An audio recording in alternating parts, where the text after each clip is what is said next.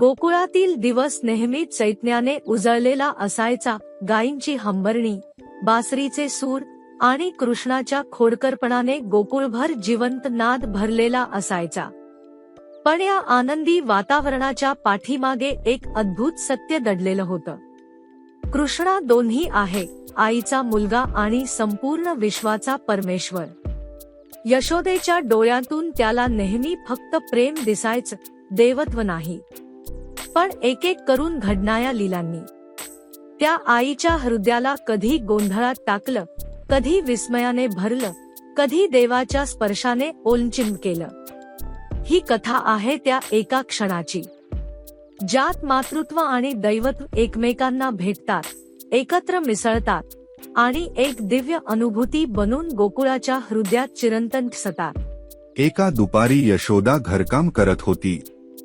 दरवाजाच्या कडेवर बसून कृष्णा गायांच्या घंटा ऐकत खेळत होता. त्याचे पाय धुळेनं माखलेले, त्याच्या गालावर पावडरीसारखं तान्हन तेज आणि त्याच्या डोळ्यात नेहमीचा निरागस चमक. यशोदेला त्याचं खेळतच असलेलं पाऊल बघून स्वतःचं हसू आवरत नव्हतं. इतका गोड मुलगा, हा माझाच आहे असं ती मनात म्हणतच असते. पण कृष्णाची लीला तर अनंत आहे. तेवढ्यात नंदबाबा अंगणात आले. त्यांनी कृष्णाला पाहिलं. तो आकाशाकडे पाहत होता, जणू काही त्याच्यासोबत शांतपणे बोलत होता. त्या क्षणी त्याच्या भोवतीचा प्रकाश जरा अधिक उजळल्यासारखा वाटला. नंदबाबा थबकले. यशोदा, ते म्हणाले, कधी कधी मला वाटतं हा आपल्या घरातला मुलगा नाही, हा काहीतरी खूप मोठा आहे. यशोदेला हे मान्य करायलाच नाही जमणार. तिने कृष्णाला मांडीवर घेतलं, त्याचा चेहरा हातात घेतला आणि म्हणाली, हा माझा मुलगा आहे. माझाच? कृष्णा हसला, पण त्या हसण्यात काहीतरी अजोड शांतता होती, जणू जगाचा आधार. त्या रात्री कृष्णा झोपला तेव्हा यशोदा त्याच्याकडे पाहत बसली. त्याचे श्वास हलके, त्याचा चेहरा चंद्राप्रमाणे शांत, त्याच्या कपाळावर वायाने हलका स्पर्शही ती जाणत होती.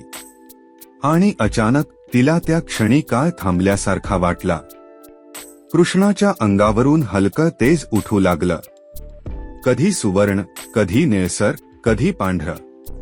यशोदेला जाणवलं, हा तेज तिच्या घराचं नाही, हे तर त्रिलोकाचं तेज आहे. तिने हात पुढे केला आणि त्या स्पर्शात तिला जाणवलं, हा मुलगा माझ्या गर्भातून आला असेल, पण हा माझा नाही. हा स्वयं विश्वाचा अधिपती आहे. तिच्या डोळ्यातून अश्रू आले, भक्तीचे, प्रेमाचे, ओढीचे आणि थोड्या भीतीचेही. पण जशी ती भावनांच्या काठावर पोहोचली, कृष्णाचा हात तिच्या हातावर आला. त्याने डोळे उघडले. ती दैवी शांतता क्षणात बालसुलभ ममतेत विलीन झाली. आई. फक्त एक शब्द, पण त्याने विश्व पुन्हा छोटं केलं आणि दैवत पुन्हा बालक झालं. त्या क्षणी यशोदेनं जाणलं, मातृत्व म्हणजे देवाला बांधून ठेवण्याची शक्ती आणि देवत्व म्हणजे आईच्या प्रेमासमोर नम्र होणं. त्या दिवशी यशोदेनं एक अनोखं सत्य जगाला सांगितलं नाही, कारण ते शब्दात मावणार नव्हतं. तिने केवळ कृष्णाला मिठी मारली, गालावर चुंबन दिलं आणि डोळे मिटून मनात म्हणाली, तू देव असशील, तू विश्वाचा अधिपती असशील, पण माझ्यासाठी तू नेहमीच माझं बाळ राहशील.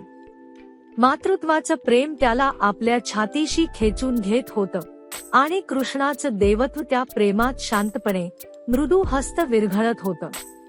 त्या क्षणी देव आणि आई दोन्ही एकमेकात अनंत काळासाठी मिसळले. हा आहे खरा मातृत्व आणि दैवत्वाचा मिलाफ.